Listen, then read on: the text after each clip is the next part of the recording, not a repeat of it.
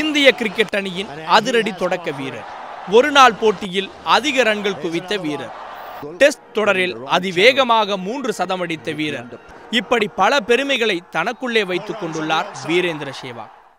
இவர் 1978ஆம் ஆண்டு கிருஷ்ணன் கிருஷ்ணா தம்பதியருக்கு மூத்த மகனாக டெல்லியில் பிறந்தார்.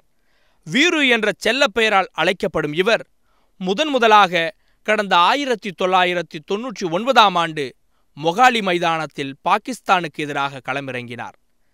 அதேபோல் டெஸ்ட் தொடரில் 2001ஆம் ஆண்டு இந்தியா சார்பாக களமிறங்கிய அவர் பல சாதனைகளை தன்வசம் வைத்துள்ளார்.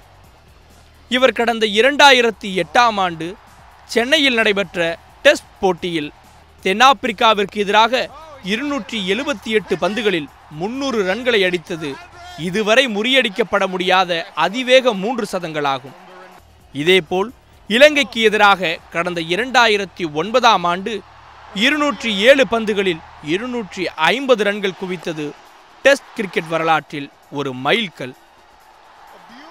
இது ஒரு புறம் இருக்க, 2010ஆம் ஆண்டு மேற்கு இந்திய தீவுகள் அணிக்கு எதிராக இந்தூரில் நடைபெற்ற ஒருநாள் போட்டியில் 149 பந்துகளில் 219 ரன்கள் குவித்து உலக கிரிக்கெட் வரலாற்றில் ஒருநாள் போட்டிகளில் அதிக ரன்கள் குவித்த வீரர் என்ற சாதனையை நிகழ்த்தியுள்ளார்.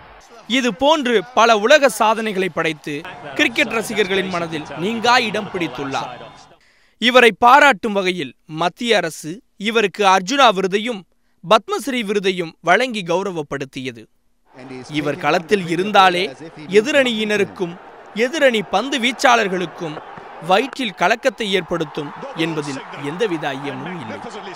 சத்தியம் செய்திகளுக்காக செய்திக்குழுவுடன் அகிலன்.